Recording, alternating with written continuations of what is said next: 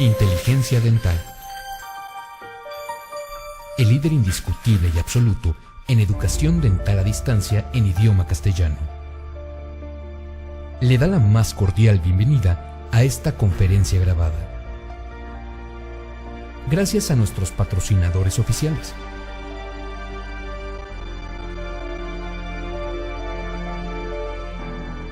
Le ofrecemos siempre un amplio abanico de temas útiles y de actualidad, entregados con alta calidad, por excelentes conferencistas.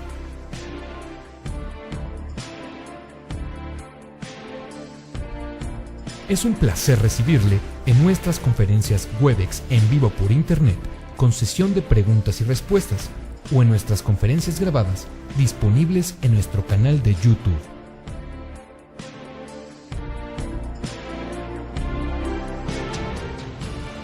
Sus sugerencias y comentarios son bienvenidos en promo@inteligenciadental.com.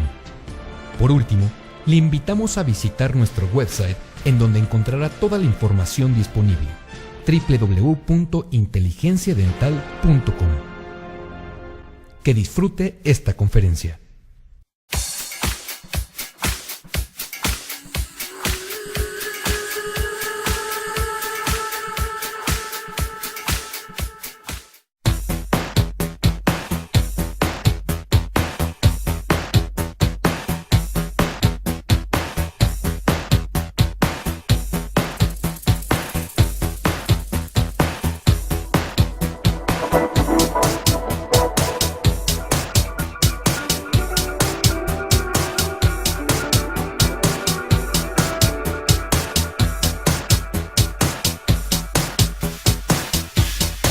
Gracias a todos ustedes por la invitación.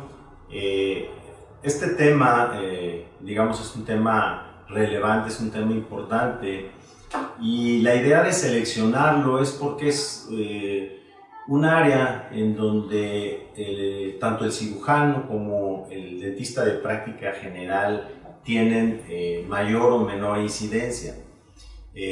Sin embargo, el problema de dolor es un problema que, digamos, no solamente se maneja en el ámbito quirúrgico, en el ámbito de los terceros molares, sino que aquí también veremos algunas otras opciones de manejo de dolor que no sean exclusivamente y absolutamente aplicadas a este tipo de procedimiento. Efectivamente, mi actividad en el ámbito académico fundamentalmente se desempeña en el área universitaria. Sin embargo, también tengo una práctica en la parte exclusiva de cirugía oral y maxilofacial, y bueno, cuento con la certificación del Consejo Mexicano de Cirugía Oral y Maxilofacial. Espero que sea de su agrado la presentación, y también espero que sea de utilidad, porque muchos de los conceptos que manejaremos hoy son conceptos que nos darán herramientas para el control y manejo adecuado del dolor en varias de las fases por las que pasamos durante el tratamiento para nuestros pacientes, que finalmente son el objeto final de esto. La Universidad Autónoma de San Luis Potosí, una muy breve reseña. Este es el edificio central de la universidad y cuenta, digamos, con 100 carreras. Dentro de su reseña histórica, si se fijan, es bastante antigua, y la facultad, que primero fue escuela y posteriormente facultad, tiene más de 70 años. Esta es una imagen tomada de la propia facultad, y porque me gustaría comentarles el sitio donde nosotros realizamos nuestras labores, tanto de docencia, investigación y trabajo clínico y académico. Bueno, para iniciar tenemos que el dolor es una experiencia multidimensional y es mucho más compleja de lo que en algunas ocasiones nosotros contemplamos. Y el dolor no solamente tiene una característica importante en cuanto a que hay varias, como veremos a través de la conferencia, varios factores que inciden en él. Pero una parte importante es que es subjetivo. El hecho de que sea subjetivo nos lleva a una situación en la cual algunos pacientes a través de los años hemos percibido que el paciente siente que nosotros no le creemos o siente que no es atendido en la magnitud, digamos, a lo que él o a la molestia que él refiere. ¿Y cuántas veces hemos visto pacientes que nos dicen, tengo dolor, y compañeros o nosotros mismos a veces decimos, bueno, es que no hay una lesión evidente, no hay un soporte clínico que nos diga hay dolor como tal? Y para eso pues, hay muchísimos ejemplos. Sin embargo, es muy importante que una premisa para cuando manejemos dolor de manera general es que hay que creerle al paciente cuando nos refiere dolor.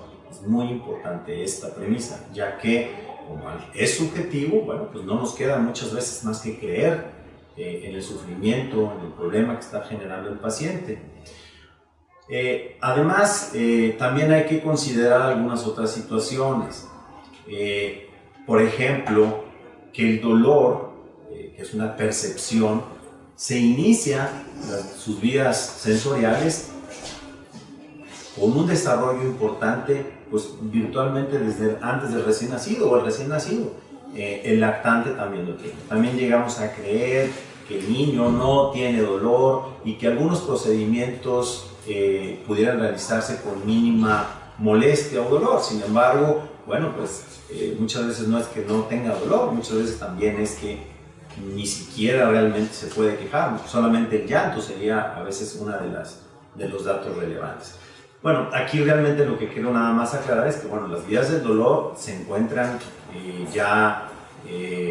digamos, presentes en él. El procesamiento del dolor, o en el procesamiento del dolor, tenemos que hay una nocicepción, que es el estímulo nocivo, se origina y llega a un receptor sensorial. Después viene la sensación como tal, que es muy desagradable y normalmente es resultado de esa primera recepción. Después viene una respuesta que es el sufrimiento y es la reacción del ser humano a ese dolor o a ese estímulo que fue generado. Y finalmente el comportamiento que da un resultado, que son las diferentes manifestaciones, digamos, en el comportamiento final, que pueden ser quejas, que pueden ser movimientos, en fin. Y en ese caso, bueno, pues también es la manera en que el ser humano no solamente lo percibe, sino que también lo manifiesta. Hay situaciones de la nocicepción en donde es la detección, parte de lo mismo que estamos platicando, que incluyen la intensidad, la duración, la temporalidad. Y hay factores, como les mencionaba, porque el dolor es mucho más complejo de lo que en ocasiones nosotros queremos manejar. Y aquí se encuentran incluso factores afectivo-emocionales. Y en esta relación entre dolor y estado de ánimo hay muchos estudios que se están realizando, en las cuales, bueno, no solamente es cómo llega, eso lo vemos mucho en los niños, pero también lo podemos ver en un adulto que tuvo un mal día, que tuvo una situación difícil, bueno, responde diferente a los estímulos dolorosos que un paciente que llega con un estado de ánimo, una actitud diferente en diferentes momentos del tratamiento. Hay otros factores que influyen de manera muy esencial y son los culturales y ambientales. Aquí también el lenguaje del dolor, los roles sociales, expectativas y también factores que pueden ser diferentes dependiendo de razas o de grupos raciales o de parte de identidad, idiosincrasia y cultura. Hay culturas en donde el dolor es un ritual y el soportar el dolor también, y hay otras culturas en donde realmente hay una fobia o poca tolerancia a cualquier procedimiento que implique algún grado de dolor. Y eso lo vemos, a veces incluso se ve reflejado en el tipo de atención que se da. Muchos de los procedimientos que se realizan, pues, diría yo, en Latinoamérica o en algunos países, no realizan, por ejemplo, sedaciones, y en algunos lugares anglosajones el paciente no tolera procedimientos bajo anestesia local sin sedación. Normalmente ellos buscan una sedación un poquito más amplio, el manejo del dolor, porque también se maneja la parte de alguna u otra manera, la situación de que el paciente se dé cuenta lo menos posible de los procedimientos para con ello también buscar una manera de evitar esa experiencia. También hay factores genéticos, hay también interacciones emocionales, en donde hay una importante y notable importancia en cuanto a la severidad. En el sillón dental nosotros sabemos que la parte emocional, la parte de dolor se puede exacerbar de manera significativa por la ansiedad, y de otra manera no relacionada tanto a veces necesariamente a los procedimientos rutinarios, pero en algunas otras situaciones el paciente puede tener una depresión crónica por dolor, y esa depresión también nos puede exacerbar los momentos o las situaciones que se generan durante los tratamientos dentales. Así es, por ejemplo, en casos que hemos tenido a veces en neuralgias trigeminales, en donde el paciente experimenta dolor por años y lleva consigo un proceso de desgaste con depresión agregada, y más adelante vamos a hablar un poquito de esa parte, no nada más asociado a los terceros molares, sino asociado también a, digamos, factores o problemas preexistentes que pueden influir durante los procedimientos de terceros molares. Las experiencias dolorosas también juegan un papel significativo, y el estado emocional general y el miedo dental, que no necesariamente es del paciente, incluso en algunas ocasiones puede ser también influenciado o, digamos, reflejado incluso en el ambiente familiar.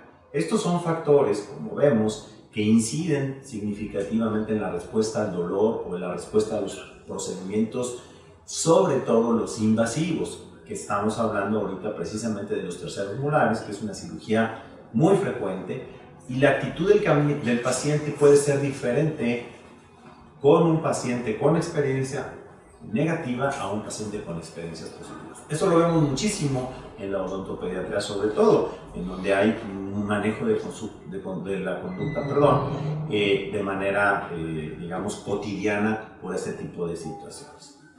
El dolor dental en general no solamente es un problema cotidiano para nosotros, sino que su manejo correcto en el consultorio, bueno, nos lleva a la posibilidad de tener éxito en este tipo de situaciones. Debemos de verlo un poquito más amplio. El dolor no solamente es importante, digamos, cuando se presenta, sino desde el diagnóstico, el bloqueo anestésico, la fase quirúrgica o el procedimiento clínico en general que realicemos. Y hay que tratar de llevar cada una de estas diferentes fases con, digamos, las mejores prácticas y con un procedimiento cortos, procedimientos relativamente atraumáticos, con indicaciones postquirúrgicas e incluso durante el periodo de seguimiento, para que tengamos una experiencia positiva o una experiencia, digamos, menos traumática. Deberemos seguir todos estos diferentes escenarios de un tratamiento dental. A veces caemos en el error en el que pues, resolvemos el problema, sí somos muy resolutivos, pero olvidamos la parte preoperatoria y olvidamos la parte de seguimiento e incluso el posoperatorio. Sucede en ocasiones de que no damos indicaciones adecuadas y esto nos genera ansiedad, y esto magnifica de alguna u otra manera la percepción que tenemos del dolor. Quedamos y hemos estado comentando que es multifactorial el dolor. El dolor no es exclusivamente o una definición muy simplista de que el dolor se presenta por alguna lesión, sino que tiene factores que lo magnifican o que en dado momento pueden disminuirlo. Por eso quise incluir este protocolo. Este protocolo lo pueden ustedes ver en varios libros, en la literatura, sobre todo de Stanley Malamed, en donde él nos menciona que debemos de tener un protocolo, sobre todo en pacientes con problemas sistémicos, pero esto podemos traspolarlo al paciente quirúrgico de cirugía bucal de consultorio, porque la mayoría de las medidas o del protocolo realmente es fácil de llevar y nos va a favorecer que la experiencia, en este caso quirúrgica, sea menos problemática. Podemos, en pacientes, ¿cuántas veces hemos escuchado que el paciente al escuchar me tienen que extraer los terceros molares o los corales, las muelas del juicio? El paciente llega con ustedes y te dice: no dormí en la noche anterior al procedimiento. ¿Por qué? Bueno, pues se genera una ansiedad, se genera una intranquilidad. Entonces podemos tener medidas farmacológicas para evitar esto. Se usa mucho en el ámbito quirúrgico dejar algún agente sedante o algún medicamento una noche antes. ¿Por qué no hacerlo en nuestro consultorio? ¿Por qué no hacerlo ante pacientes que refieran o que nosotros detectemos que haya una ansiedad significativa? También durante el procedimiento puede realizarse o utilizarse un medicamento previo a la cirugía, una noche antes o incluso previo a la cirugía. Puede ser una benzodiazepina de corta duración, en fin, y podemos utilizarlo para un procedimiento quirúrgico. Claro, son medidas opcionales, pero son medidas que, como vamos a ver más adelante, forman parte de los coadyuvantes para el manejo de dolor en general y, en este caso, para el dolor dental. La espera es importante. Debemos de procurar que la espera en la sala dental, en la sala del consultorio, sea breve o relativamente breve. Incide en varias situaciones. Una, ¿cuántas veces hemos escuchado que el paciente nos dice lo que tenga que sea lo más pronto posible? Y bueno, es que tú estás evitando realmente un momento de incertidumbre en la persona. Hay medidas no farmacológicas también durante el procedimiento quirúrgico. Y estas no solamente nos ayudan al control de la ansiedad, sino también nos permiten conocer el estado del paciente. Y si se fijan ahí, debemos de tener un cierto contacto verbal. Obviamente el paciente no nos hablará, pero nos estará escuchando y de alguna manera nos asentirá o no para poder seguir con el procedimiento o detenerlo o ver las características, en este caso, del paciente ante o cuando enfrenta el procedimiento. Evitar el ruido excesivo y la sorpresa. Algunos pacientes comentan: híjole, o la situación más dura para mí fue el ruido del aparato o la pieza de mano que se utiliza. Entonces, si tú comentas previamente, mira, podrás tener una sensación podrá haber una vibración, podrá haber algo de presión, en fin. Hay que ser cuidadosos en el lenguaje. El lenguaje es también importante, porque es como en las encuestas. Ustedes han visto que en las encuestas tú puedes lograr que una persona responda de tal forma solamente con la pregunta. Entonces, si nosotros mencionamos ¿te duele?, bueno, el paciente responderá normalmente afirmativamente. Entonces, hay también maneras o formas de nosotros buscar que esto no llegue a suceder. Podemos utilizar música, es variable, es opcional. Usualmente se ha visto que la terapia o la audioterapia o la terapia utilizando música, hay casos en donde se puede llegar a utilizar. Hay que seleccionar también el tipo de población, porque también para una persona pudiera ser un ruido estridente y para otras no. Pero en general sí existen este tipo de opciones. Algunas veces se le puede permitir al paciente que tenga la música de su preferencia y a un nivel auditivo, digamos, un volumen que nosotros podamos también darle instrucciones.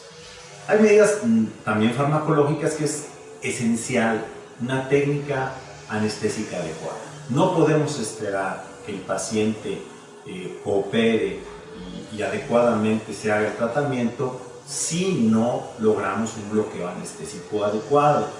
Y ahí entra la técnica, la solución anestésica, previa valoración, y no podemos iniciar un procedimiento si no le damos un tiempo de latencia adecuado. ¿Cuántas veces ha sucedido que el paciente refiere es que me realizaron el bloqueo, me pusieron el anestésico y no esperaron nada?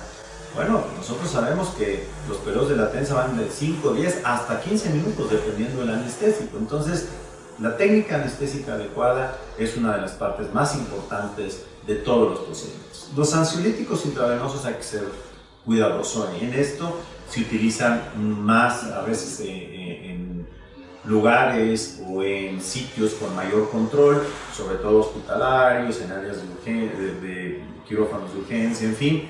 Realmente no son tan utilizados a menos que tengan la experiencia y el manejo de este recurso en tu consultorio. Y el posoperatorio también influye. La mayoría de los protocolos de dolor, y aquí permítanme comentarles que en la facultad tenemos un grupo de investigación amplio de manejo de dolor y utilizamos como el modelo de dolor dental a la extracción o a la remoción de los terceros molares retenidos. Y hemos visto que bueno, el dolor se mide no solamente en las primeras horas, aunque hace un pico, como vamos a ver más adelante, pero también se mide en las horas posteriores y días posteriores al procedimiento. Si hay indicaciones adecuadas, el manejo y la satisfacción final del paciente se verá reflejada en la evolución final. Debemos informar de las posibles complicaciones, que puede o no ser normal, mantener muy buen contacto. Y el uso de analgésicos vamos a platicar más adelante de manera mucho más detallada cómo vamos a hacer y qué alternativas tenemos de uso de analgésicos. Los terceros molares están presentes en casi el 90% de la población o más, y su prevalencia de retención es hasta del 66%. Aquí también a veces hay controversia en donde realizar el procedimiento quirúrgico profiláctico o no. Muchos autores mencionan sí, conviene que sea profiláctico porque las posibles complicaciones pudieran ser severas y las complicaciones pudieran llegar a ser silenciosas.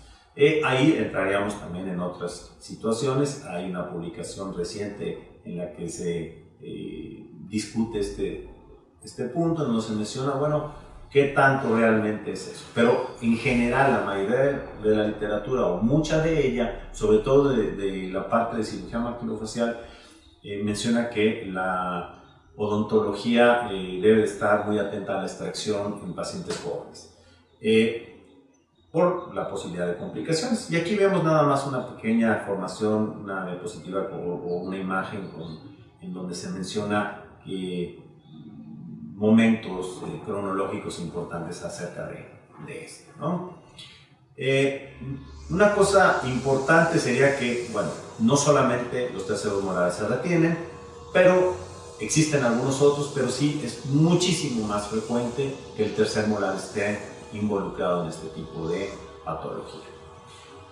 Factores asociados, ustedes muchos de ellos los conocen, hay desde patrones de erupción erráticos, problemas o trastornos en la forma no solamente dental, maxilares pequeños, en fin, aquí yo creo que no quisiéramos entrar en demasiado detalle. Hay algunos autores, por ejemplo, que mencionan que el cambio de dieta sí ha sido de manera muy significativa un factor. En esta referencia se estudiaron, por ejemplo, cráneos de finlandeses, digamos, antiguos, digamos, por llamarlo de alguna manera, y cómo el refinamiento comprobado de su dieta los llevó a una mayor tasa y probabilidad de retención, dado que había cierta hipoplasia de los maxilares. pero es multifactorial como está hablando. Aquí también se ha mencionado, y hay estudios también cefalométricos, radiográficos, en donde se menciona que si es predominante el área mesial de la corona, el crecimiento, puede darse una mayor posibilidad de que sea vertical la erupción. Sin embargo, en algunas ocasiones también se menciona en este estudio, en esta referencia, en donde si hay un mayor crecimiento de la porción distal, sobre todo radicular, hay mayores probabilidades de desarrollo de una retención dental. Sin embargo, les digo, y quiero ser enfático en que son multifactoriales estos aspectos. La evaluación radiográfica, como nosotros sabemos, se dice por ahí que la mejor radiografía siempre es la periapical. Sin embargo, utilizamos de manera muy general también la radiografía panorámica y obtenemos algunos datos, si hay lesiones asociadas, cómo está el segundo molar, cómo es la relación con estructuras anatómicas que se pueden encontrar. Y esta, bueno, es un método, digamos, muy amplio en su utilización. En cuanto a la clasificación, que es radiográfica normalmente, hay muchas, hay varias, algunas de ellas muy antiguas. Una de las utilizadas en México, digamos, que se fueron gestadas y descritas en México, es la del doctor Javier Sánchez Torres. Sin embargo, aquí para la evaluación de dolor y en algunos protocolos que hemos utilizado nosotros hemos utilizado la de llantaras y de pupilas. ¿Por qué? Porque esta clasificación nos permite relacionarla mucho al trauma que se generará en el procedimiento dental. Todas ellas, por ejemplo, mucha de la literatura anglosajona y a nivel mundial utilizan mucho la de Pelland-Gregory.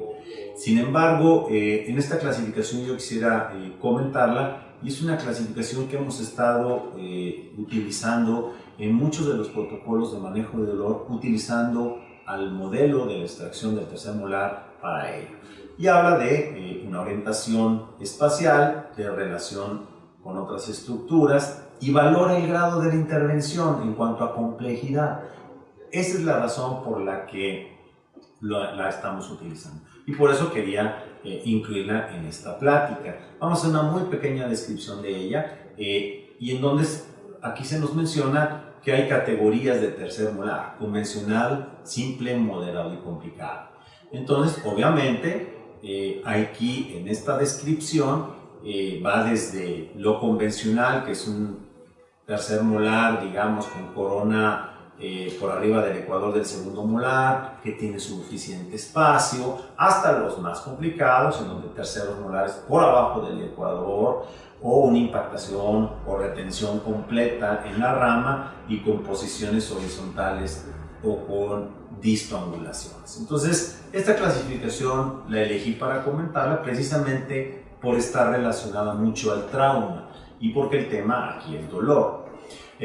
También ve la relación con el reborde alveolar en cuanto a si hay una erupción o no, qué tan alejado o no está del conducto dentario, y entonces aquí algunos ejemplos, ¿verdad? Si hay o no relación, por ejemplo, que rodeen al conducto dentario como tal, si está completamente impactado, y entonces aquí se relaciona también a las posibilidades o riesgos que se tiene de complicaciones, no solamente dolor, sino también complicaciones como lesión al nervio dentario inferior. Entonces, esta clasificación tiene esa peculiaridad y es una de las, digamos, clasificaciones que se han utilizado mucho, sobre todo para protocolos que hemos utilizado. ¿Por qué? Porque no solamente nos describe, digamos, la situación del tercer molar o del diente retenido en este caso, sino que también nos predice un poco el grado de complicación para que tomemos las medidas lo más acorde posibles a el control de las posibles complicaciones. Digamos que es una clasificación que en general nos puede dar un mejor enfoque a las posibles complicaciones que se pueden dar. Incluso nos menciona la cercanía a la cortical lingual. Ustedes saben que entre mayor riesgo en en cuanto a la cercanía de la cortical lingual, sabemos que ahí existe la mayor probabilidad de lesiones al nervio lingual, que es una complicación no tan frecuente, pero sí es una de las complicaciones que generan más morbilidad en las personas. A veces la parestesia del nervio dentario es más frecuente, pero el paciente tolera mejor y en general la evolución es mejor a una parestesia del nervio lingual. Entonces esta clasificación yo la recomendaría en cuanto estamos haciendo una valoración, sobre todo desde el punto de vista de las posibles complicaciones. Existen otras, hay varias complicaciones, hay varias clasificaciones muy buenas. Lo importante es que nos permitan de alguna manera conocer realmente las condiciones a las que nos vamos a enfrentar durante el procedimiento quirúrgico y también, de manera muy importante, que nos permita tener digamos, esa parte preventiva del manejo de complicaciones a las que nos enfrentaremos. La imagenología nos ha permitido también un avance importante. Aunque en medicina y en la radiología médica ya se utilizaba la tomografía, el ultrasonido, en fin, nosotros, bueno, de algunos años para acá, afortunadamente esto se ha permeado de una manera muy significativa en el área dental y en el área, digamos, de la cirugía bucal. En la cirugía maxilofacial, que de muchos años utilizamos en las tomografías, pero esto nos ha permitido también tener modelos tridimensionales, en fin. Y aquí también nos ha permitido valorar el riesgo que pudiéramos tener o enfrentar ante las posibles complicaciones. Al grado de que podemos tener, como les mencionaba, desde una imagen digital a 3D a tener incluso un modelo físico. Y estas ya serían, digamos, ya más específicas en el área dental. Les voy a poner aquí un ejemplo en donde podemos ver un conducto dentario que antes era inimaginable. Nosotros hacíamos la valoración y ahí se ve claramente el trazo en este video del conducto dentario y su relación hasta el final, en donde sube a la rama. Ahí está el tercer molar, abajito está el dentario y vemos el riesgo o no de esto. Entonces, aunque sean radiográficas, muchas de nuestras clasificaciones tenemos ahora elementos que nos pueden ayudar a ver las posibilidades de riesgo. Esta tomografía, en este video estamos viendo una lesión posterior a la extracción de un tercer molar y ustedes van a ver ahí, aunque el video lo detuve en otras imágenes, ustedes ven la zona de extracción y cómo el nervio dentario fue afectado. Puede generar parestesia, pero también puede generar dolor. Y aquí vemos en estas imágenes donde hubo la lesión al techo del conducto del nervio dentario inferior. Y aquí puede también haber dolor crónico. No todo es el dolor agudo asociado a los terceros molares durante la extracción, sino que puede haber parestesia, pero también puede haber dolor como secuela de este tipo de procedimientos. Es muy importante también que conozcamos el área anatómicamente. No solamente tenemos que lograr buenos bloqueos anestésicos en el área del nervio dentario, sino que también podemos utilizar, y de hecho utilizamos, bloqueos al nervio bucal en el área digamos vestibular, que nos permiten no solamente tener muy buena hemostasia, sino también mejor calidad o mayor calidad en el bloqueo anestésico. Por otro lado, debemos tener en cuenta el nervio lingual. Si se fijan, que se encuentra, digamos, en la parte de la mucosa lingual, de manera muy cercana a la cortical, y es un área en donde debemos de evitar generar procedimientos quirúrgicos, la mayoría de ellos realizados en el aspecto bucal, porque las complicaciones, como les mencionaba, pueden ser significativas y muy importantes. En cuanto a las indicaciones de los terceros molares, pues virtualmente todos nosotros las conocemos. Esta sería una imagen en la cual se habla de problemas periodontales, reabsorciones, problemas ortodónticos, en fin. Aquí pondremos algunos ejemplos, por ejemplo, esta reabsorción radicular. Mencionan por ahí que a veces en los familiares de dentistas es cuando ocurren estas situaciones. Pues efectivamente, un hermano de una compañera, de una colega dentista, y nunca habían tomado una radiografía y nos encontramos con esta reabsorción. Y algunos otros casos, no vamos a entrar mucho en la parte de una descripción de los problemas eructivos primarios, secundarios, en fin, pero sí algunos ejemplos en los cuales están indicados estos procedimientos. Igual aquí hay también indicaciones terapéuticas, no solamente preventivas, en donde la asociación a patologías o a procedimientos como los de cirugía ortognática pudieran ser indicaciones. La pericoronitis también es un factor fundamental en la necesidad de extracción, ¿verdad?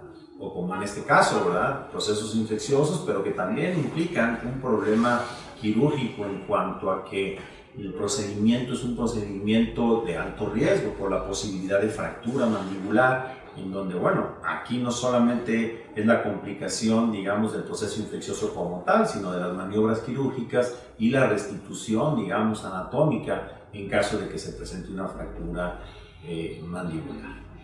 Y bueno, aquí no solamente hay caries y un problema periodontal asociado. Igual aquí, también otro tipo de problemas. Son algunos ejemplos en los cuales los terceros molares pues tienen una indicación clara en la cual nos podemos nosotros, digamos, apoyar para no solamente justificar el procedimiento, sino también, bueno, pues para evitar daño o patología futura. Y aquí otros casos.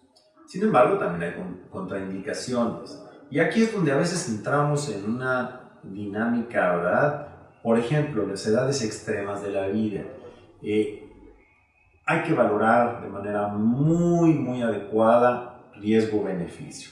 Y el riesgo-beneficio es importante tenerlo en cuenta, dado que en algunas situaciones el procedimiento quirúrgico en el paciente de edad avanzada puede ser más problemático que el beneficio que nosotros le llegamos a dar.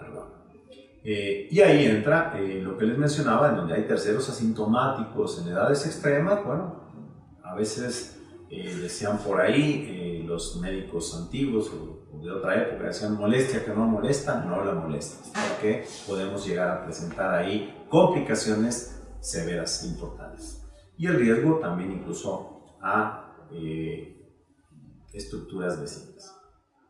Sin embargo, los terceros molares o su remoción es el procedimiento que más frecuentemente realiza el cirujano maxilofacial, y muchos dentistas de práctica general también realizan este procedimiento. La recomendación obviamente es no solamente hacerlo, sino medir nuestras capacidades y saber hasta dónde podemos llegar. Y esto lo mencionaba, a veces podemos hacer extracciones en donde aparentemente no hay nada, pero en la radiografía no aparecería esa morfología radicular que pudiera darnos algún tipo de complicación. Este es un procedimiento estándar, normalmente se realiza un enjuague bucal previo con asepsia y antisepsia, aplicación de anestésico, y vamos a ir desglosando algunas de estas cosas, pero más bien relacionadas al aspecto dolor. Igual, el conocimiento adecuado de la parte anatómica es fundamental para este tipo de procedimientos. Los anestésicos locales también son una manera muy importante, atendiendo no solamente al mismo protocolo de ansiedad que se propuso o que comentamos hace unos momentos, sino que también seleccionar adecuadamente el anestésico local dependiendo del tipo de procedimiento. Los anestésicos locales, yo creo que ninguna área médica utiliza tantos anestésicos locales y mejor como el área dental. Nosotros tenemos una gran variedad de bloqueos que podemos utilizar, y tanto la lidocaína, que es uno de los medicamentos más probados y que tienen una calidad en cuanto a analgesia o anestesia muy probada y muy efectiva. Tenemos otras opciones, tanto la articaína como la mepivacaína, en fin.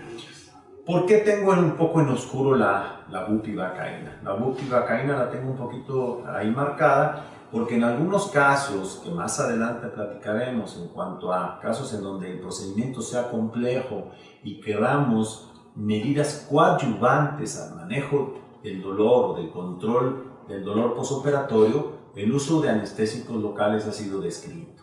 Yo tuve la fortuna en algún momento de realizar un procedimiento, un protocolo en este sentido y se veía de manera significativa la reducción del uso de analgésicos y bueno, esta puede ser una ventaja en algunos pacientes. Sin embargo, no debemos perder de vista que también hay pacientes que tienen una ansiedad significativa a la anestesia prolongada. Entonces, no podemos utilizarlos, por ejemplo, en pacientes que se automutilan, no podemos utilizarlos en pacientes con ansiedad importante. Y obviamente no hay una indicación en niños. Ahí no lo vamos a utilizar. Pero si nosotros prevemos dolor significativo, este puede ser un coadyuvante para el manejo del dolor, sobre todo posoperatorio.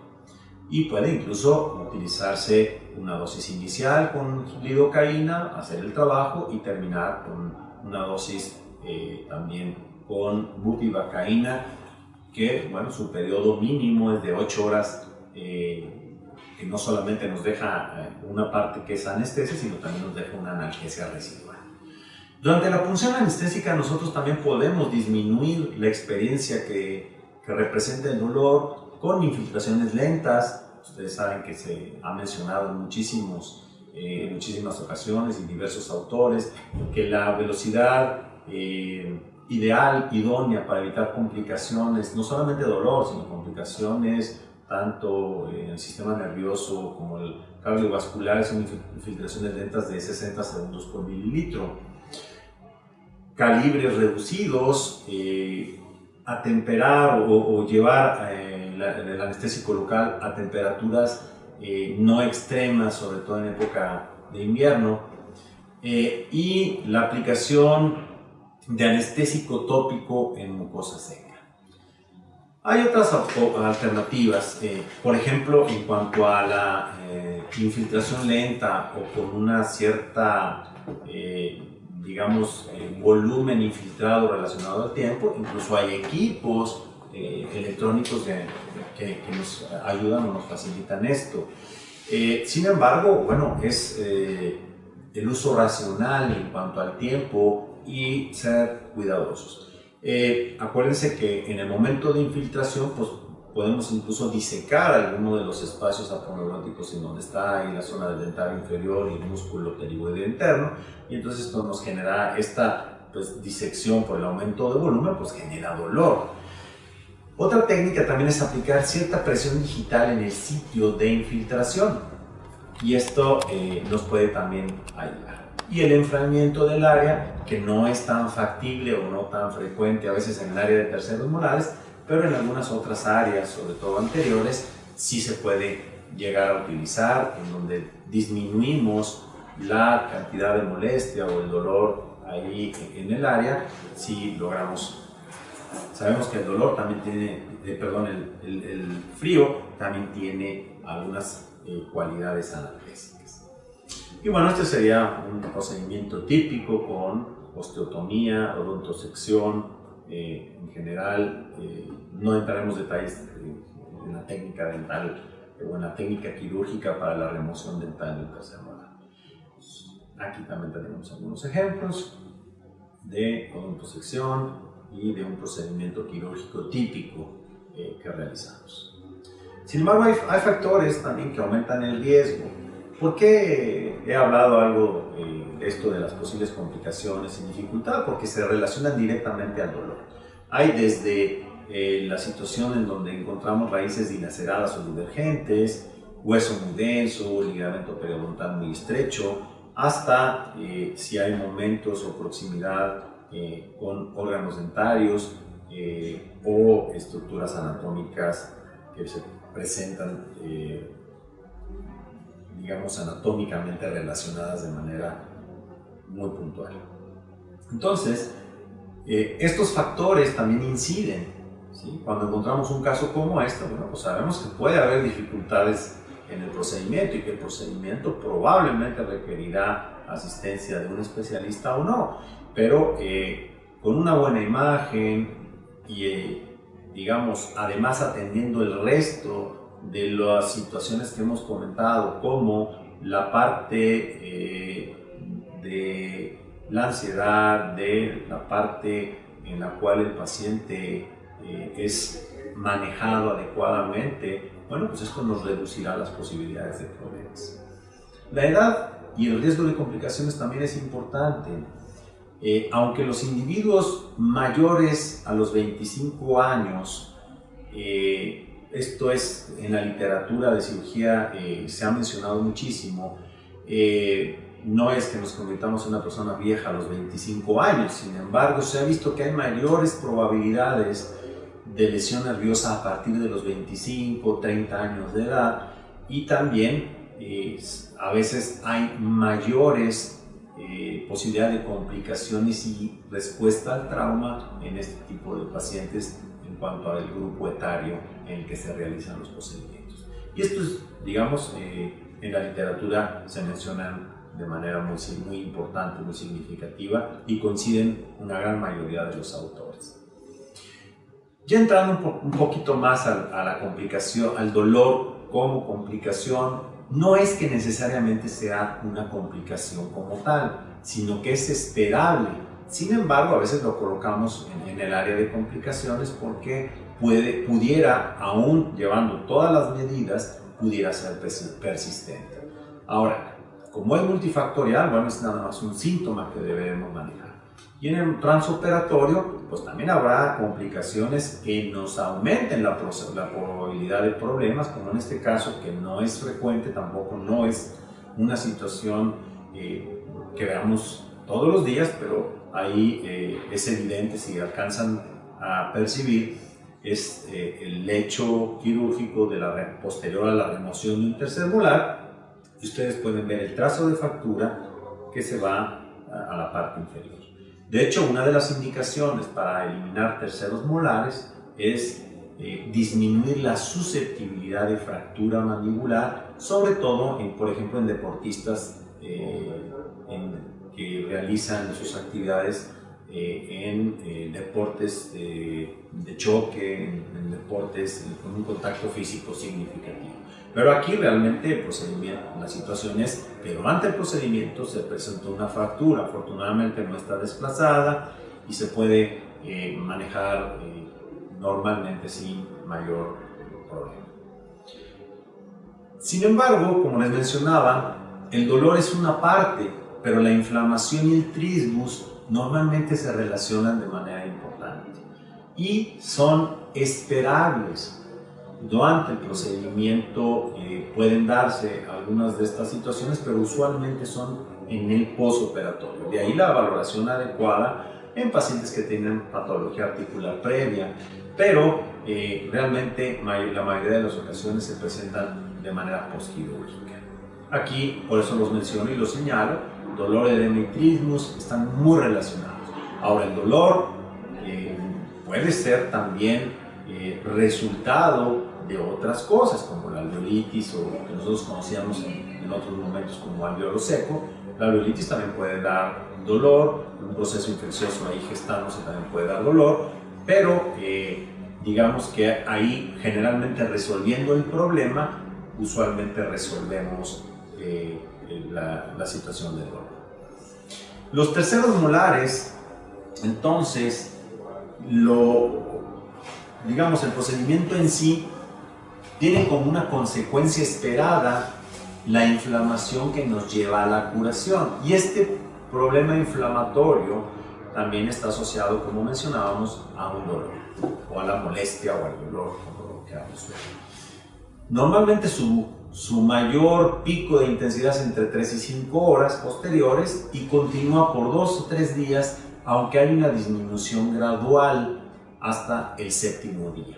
Entonces, más que como complicación, lo podemos ver como, digamos, parte de la evolución. Sin embargo, nosotros podemos de alguna manera incidir positivamente a que esta experiencia no sea o no se convierta realmente en una complicación importante.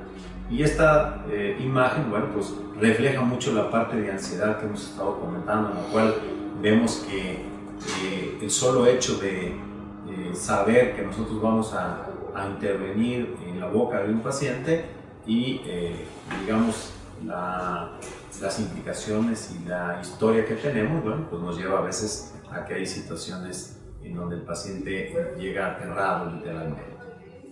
Tenemos que hacer un manejo eficaz del dolor asociado a este procedimiento.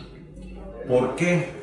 Porque aumentará la satisfacción general del paciente, mejorará también los resultados finales del tratamiento y también nos contribuye a disminuir el temor o el miedo que generamos en este tipo de tratamientos odontológicos, y también al final de cuentas nos reducirá los costos en la atención. Si nosotros manejamos de manera adecuada todas estas digamos situaciones que hemos estado comentando, al final de cuentas será más barato para el paciente, ¿sí? Porque requerirá menos analgésicos, digamos, al sumarlos finalmente, y tendrá menores posibilidades de queja o de problema en la relación con el dentista. El dolor posoperatorio se asocia significativamente al tiempo quirúrgico. Hemos escuchado por ahí que los pacientes nos dicen: es que me tuvo que volver a poner anestesia. Y lo que pasa es que en algunas ocasiones no respetamos los tiempos, y esto muchas veces se asocia a procedimientos complejos. Entonces deberemos definir hasta dónde el procedimiento puede realizarse bajo anestesia local y cuándo no. Obviamente, a mayor profundidad, menor experiencia del operador o del cirujano, pues aumentará la posibilidad de dolor. Si retraemos, y esto es también está reportado por la literatura, en donde hacemos colgajos con demasiada retracción o una reiteración de colocación de instrumental, separadores, quitar, poner, en fin, todo esto nos generará mayor edema y dolor posoperatorio. Y el trismus se relaciona significativamente a estos dos factores, edema y dolor. Y en alguna literatura por ahí se ha mencionado que también las mujeres pueden desarrollar o requerir una mayor cantidad de analgésicos. Sin embargo, no siempre es el caso. Y aquí vemos algunos casos en donde el procedimiento quirúrgico, pues sí, es un procedimiento, digamos, que requiere no solamente un manejo especializado. Este no es un tercer molar, es un primer molar. Sin embargo, quirúrgicamente pues requiere ciertas habilidades y experiencia. ¿Cuáles son los típicos errores o los errores frecuentes en el manejo del dolor? Uno es la medicación insuficiente o mala o poca capacidad del profesional en este sentido. Mala comunicación también entre los pacientes, porque yo creo que todos hemos tenido, ¿verdad? Estamos explicando al paciente y el paciente no nos está escuchando realmente. Él está metido en un, digamos, fenómeno o periodo de introspección, ¿verdad? En donde está apenas asimilando el procedimiento, y a veces volvemos a repetir o le preguntamos y él realmente no captó parte de las indicaciones o no hubo una comunicación real entre ambos. Otro problema es no hacer individualizados los tratamientos o retrasar la analgesia, donde vamos a platicar ahorita algo de esto. Y también la utilización inadecuada de fármacos o pocos conocimientos en la farmacología clínica y en el manejo del dolor. Aquí en esta imagen tenemos que puede haber un área, si se fijan, en la cual la analgesia en esa área funciona muy bien en la parte central, y hay unas dosis arriba que serían supraterapéuticas, pero también irnos a esas dosis nos lleva a efectos indeseables de los analgésicos, a sobredosificaciones. Un ejemplo es a veces el uso, por ejemplo, del ketorolaco sublingual, en donde el paciente tiene dolor intenso y reiteradamente, y no respetando en algunas ocasiones ni las dosis ni los tiempos, puede sufrir supradosificaciones o dosificaciones que pueden incluso caer a dosis tóxicas. Pero por otro lado, también puede haber dosis subterapéuticas. ¿Qué quiere decir? Que podemos utilizar dosis que entran en un área ya de dolor en donde no es suficiente para el paciente este tipo de, digamos, de medicamentos a las dosis que se utilizan, y entonces el paciente nos referirá dolor, sobre todo en el postoperatorio del procedimiento. Tenemos también que las vías de administración pues también están de manera importante relacionadas a todo esto. La vía oral, la vía bucal, es la más utilizada por nosotros. La irritación se puede dar, también no tiene tanta certeza, digamos, de que lo que nosotros estamos proveyendo al paciente llegue adecuadamente en el momento que queramos. La vía sublingual es una vía utilizada también para este tipo de procedimientos, y también por la accesibilidad que se tiene. Tiene una vascularidad importante y digamos que de glucosa pasa torrente al hígado, y ahí se hace digamos que parte de la biotransformación. La vía rectal no la utilizamos realmente. La vía intravenosa podemos llegar a utilizarla, incluso la intramuscular, y una que se puede también utilizar es la submucosa. Sobre todo la submucosa podemos llegar a utilizarla incluso en infiltraciones, sobre todo en situaciones de urgencia donde se puede llegar a utilizar.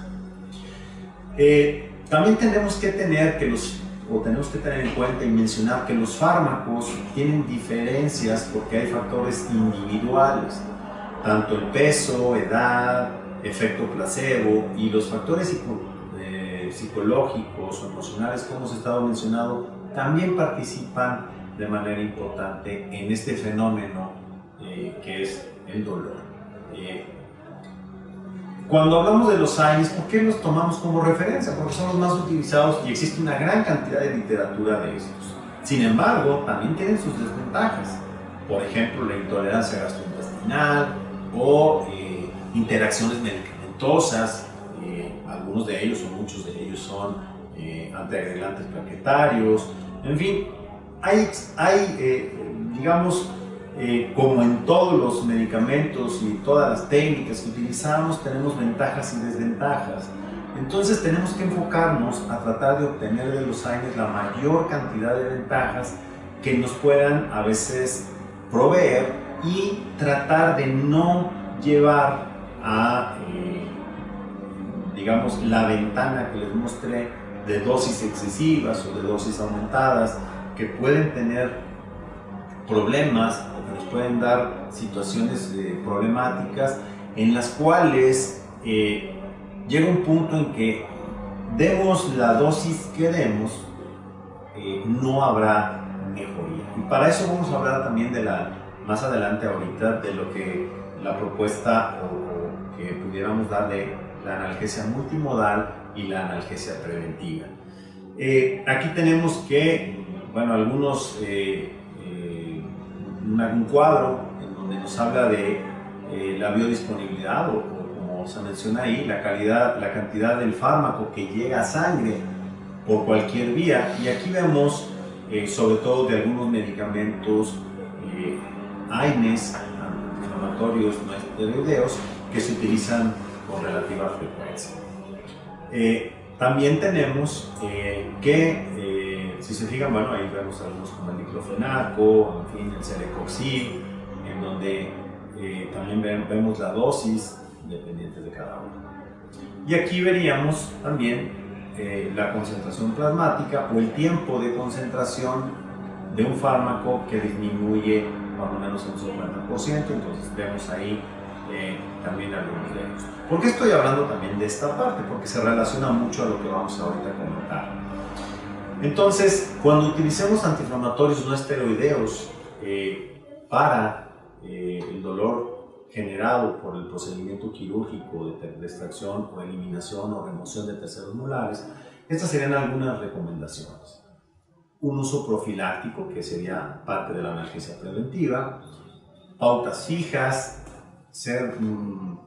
ver los factores de individualización que ustedes vimos, de edad, peso, en fin, cosas que ahorita comentamos. Tratar de no asociarlos, ¿verdad? Porque actúan casi en los mismos lugares. Entonces a veces tenemos tendencia a repetir el uso de los AINES en más de uno. Digamos, a veces utilizamos como antiinflamatorio la nimesulida y luego agregamos ibuprofeno. Y bueno, vemos que tienen, digamos, una acción muy similar cada uno de ellos. Entonces no nos aportan grandes beneficios y sí nos aumentan de manera significativa las probabilidades de riesgo. Otra alternativa sería la utilización de los opiáceos, en donde a dosis adecuadas nos pueden ayudar al control y también tienen efectos centrales que pudieran ser benéficos para el manejo. Y aquí, digamos que cuando utilizamos una analgesia multimodal, pues obtenemos los beneficios, lo mejor de ambos mundos, por llamarle de alguna forma. Tenemos un AINE que tiene unas propiedades y un opiáceo que tiene propiedades diferentes, pero que en dado momento nos generan sinergismo y disminución significativa de efectos adversos. Entonces, la analgesia multimodal aplicada al modelo de dolor de los terceros molares retenidos y su remoción es una combinación adecuada y razonable, como lo están viendo, en que nos permite obtener dosis terapéuticas relativamente bajas con disminución de efectos adversos y que además pueden eventualmente auxiliarse de coadyuvantes. Hablábamos de anestésicos locales, por ejemplo, de larga acción, hablábamos también del uso de ansiolíticos en el preoperatorio, incluso una noche antes, en donde esto nos genera un mejor entorno para el manejo de del dolor o de la presencia de este dato. El objetivo fundamental es obtener sinergismo, disminuir la toxicidad y bajar también de manera significativa los efectos indeseables o los posibles efectos secundarios que pudiéramos llegar a tener por este tipo de medicamentos. Entonces, en el tratamiento farmacológico podemos tener de la analgesia multimodal antiinflamatorios no esteroideos, opioides, muchos de ellos opioides débiles, y algunos adyuvantes o coadyuvantes. Por ejemplo, se utilizan en patología articular, a veces utilizamos un antiinflamatorio, pero también utilizamos relajantes musculares y en algunas ocasiones incluso esteroides. Entonces ahí sería obtener no solamente el manejo del dolor como tal, sino con algunos adyuvantes para el control y manejo del dolor en diferentes escenarios. Estos son algunos de ellos, hay una lista importante. A lo mejor en los terceros molares pudiéramos tener los anestésicos locales, el uso de corticosteroides, además de los AINES y el uso de ansiolíticos, por ejemplo. Y sería o cumpliría con los parámetros que mencionamos de una analgesia multimodal. Y aquí, bueno, es nada más un pequeño cuadro en donde se usan cada uno de ellos, y si se fijan, los neuromoduladores se pueden utilizar en dolores mixtos. Esta famosa escalera o escalones que nos pueden dar también una idea importante sobre el manejo de dolor. En el primer escalón estarían los no opioides, AINES, en fin. En el segundo, los opioides débiles, y en el tercero, los opioides potentes. Y se pueden asociar con algunos otros fármacos de los primeros niveles, de manera gradual, buscando el objetivo de, digamos, mejorar la situación clínica o la causa específica del dolor.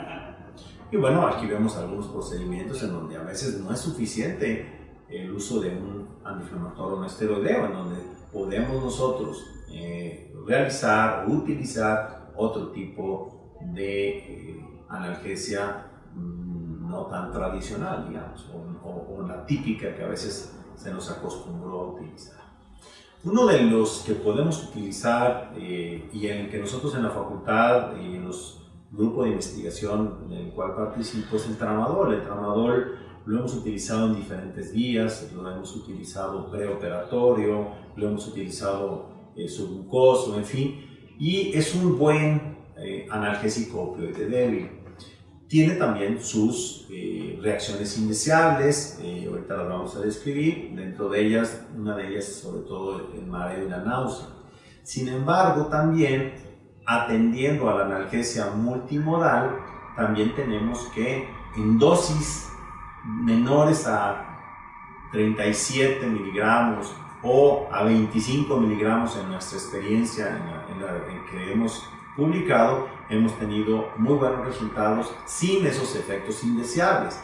Por eso platicábamos que se obtiene, digamos, lo mejor de ambos mundos. Aquí, bueno, lo muy frecuente es el mareo, pero normalmente se da en dosis arriba a las ya mencionadas.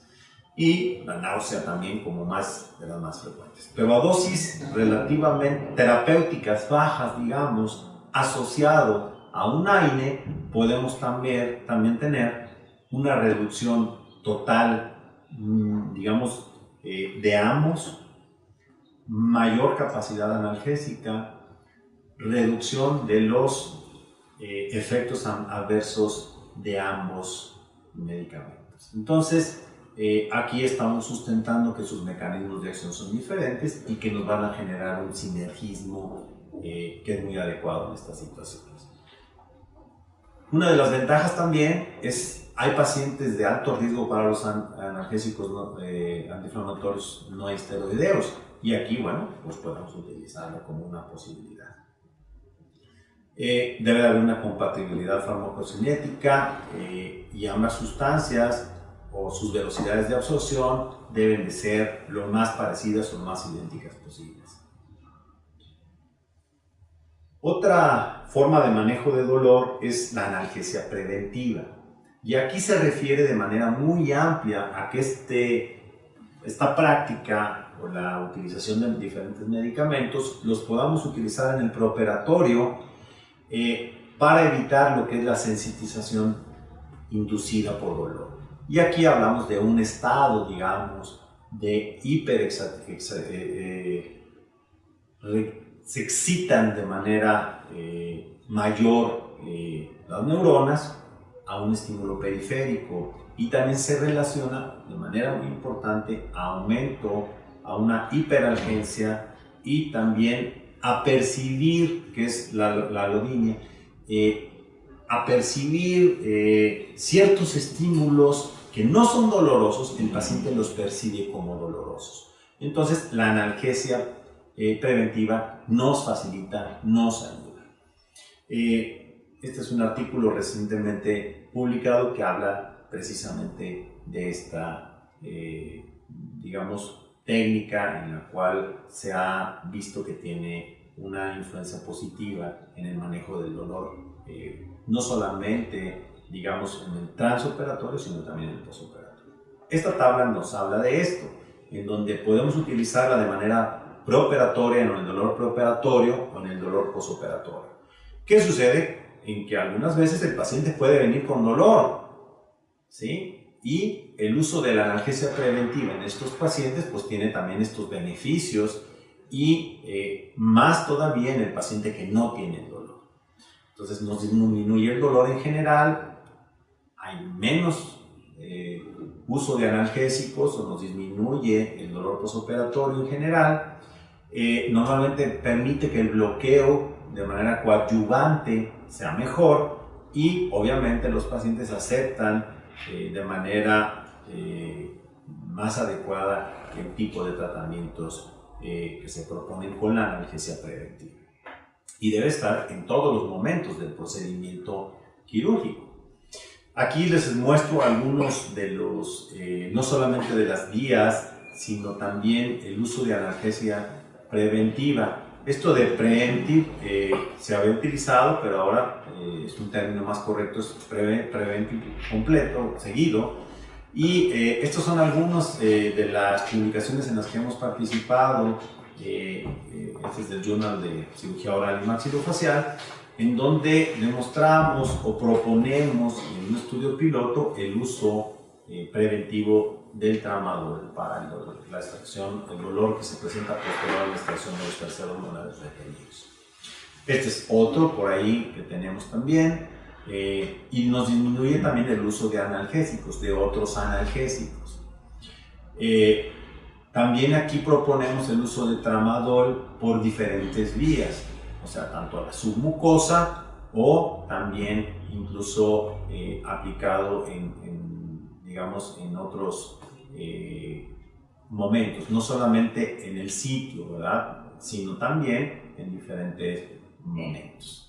Y se ha mencionado que incluso la analgesia en general, porque la anestesia no solamente tiene un efecto, digamos, anestésico clínico, quirúrgico, digamos, transoperatorio, sino muchos anestésicos locales tienen también un efecto analgésico posterior, es decir, ya no podemos realizar el procedimiento quirúrgico como tal, o sea, no le podemos hacer una incisión pasada una hora y media de un procedimiento que se realizó bajo un anestésico local de duración corta a intermedia, pero si el paciente todavía mantiene una analgesia adecuada posterior. Aquí también tenemos otra referencia realizada aquí en el grupo de investigación de la Facultad de Estomatología de San Luis Potosí, en donde utilizamos la combinación de rutas, en donde podemos ver que se pueden combinar tanto administrar localmente, y aquí se propone el uso localmente del tramadol, digamos, virtualmente en el sitio adyacente al tercer molar, digamos en la parte vestibular, aprovechando la anestesia local que ya tiene el paciente. Y aquí hablamos de analgesia multimodal también, y también con diferentes vías en donde proponemos también el uso de esto. Nosotros tenemos trabajando con analgesia, con modelo del dolor, y también con analgesia multimodal desde el año 2002 aproximadamente. Hay otras medidas como el uso de láser terapéutico, sin embargo no está totalmente demostrado. Nosotros hicimos por ahí un artículo en donde no tuvimos los resultados que a veces se esperaban.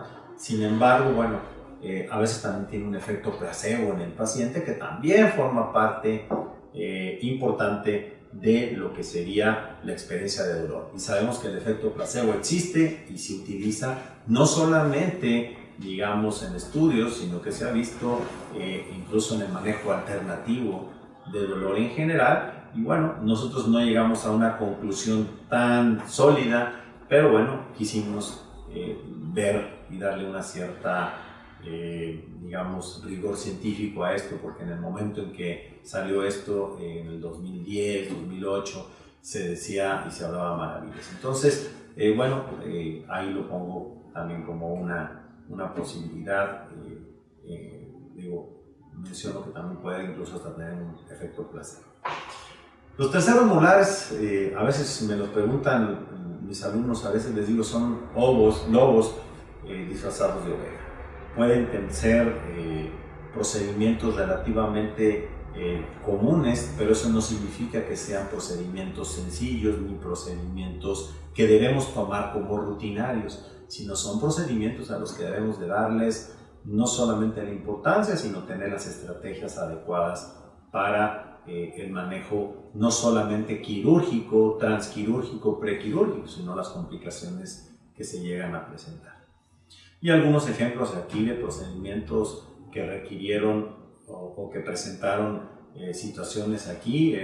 Aquí, si se fijan, se hace por ahí fue referido por ahí con las radiografías, en donde se realiza el procedimiento quirúrgico inicial y finalmente, bueno, pues finalmente se termina sin corona. Por una parte, si se fijan en la primera parte de extracción, fue eliminada la corona durante el procedimiento quirúrgico, hubo lesión al nervio dentario inferior, después se le realizó la extracción del segundo molar y resultó en un problema infeccioso, en una osteomielitis que se dio, digamos, al uso de antibióticos y remoción quirúrgica o manejo quirúrgico, pero de un tercer molar se pueden generar complicaciones.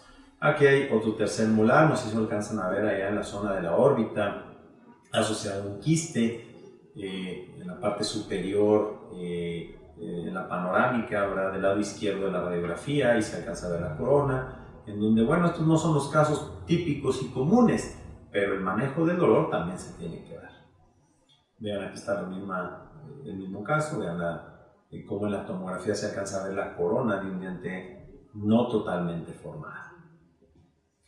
Y bueno, algunas otras situaciones que nos podemos encontrar con lesiones quísticas o problemas inflamatorios también, con lesión al diente vecino o lesiones como estas con resorción radicular y que requerimos pues la eliminación completa de no solamente a veces del tercer molar, sino también de los dientes afectados, como en este caso.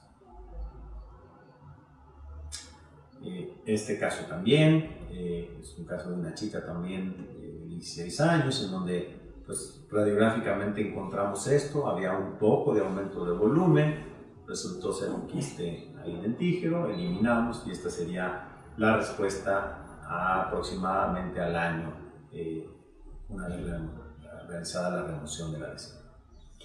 Y este caso es un caso poco frecuente, en donde el paciente nunca refirió aparentemente la extracción de un órgano dentario ahí retenido, se le manifestó y él presentaba más bien datos similares o asociados a una sinusitis de origen, en este caso dental, pero fue porque él no recordaba o él no mencionaba que se le hubiera hecho ningún tratamiento dental ni una remoción quirúrgica.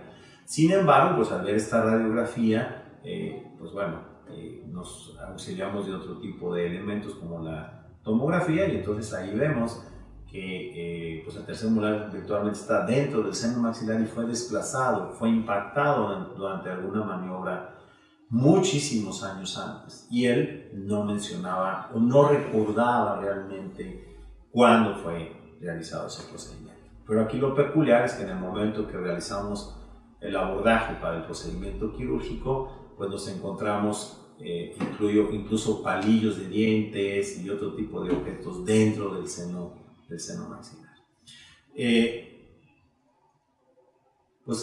Yo creo que el tiempo nos rebasó, rebasamos un poquito más de la hora, entonces bueno, pues quisiera agradecerles la atención prestada a esta plática. Son algunos conceptos que les quiero compartir.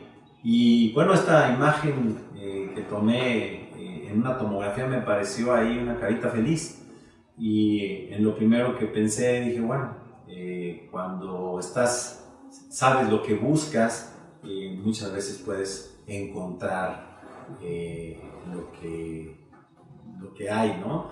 Por eso dicen por ahí, ¿verdad? El que nada sabe, nada teme, ¿verdad? Entonces, la fortuna, me encontré esta frase en donde la fortuna juega siempre a favor de una mente preparada.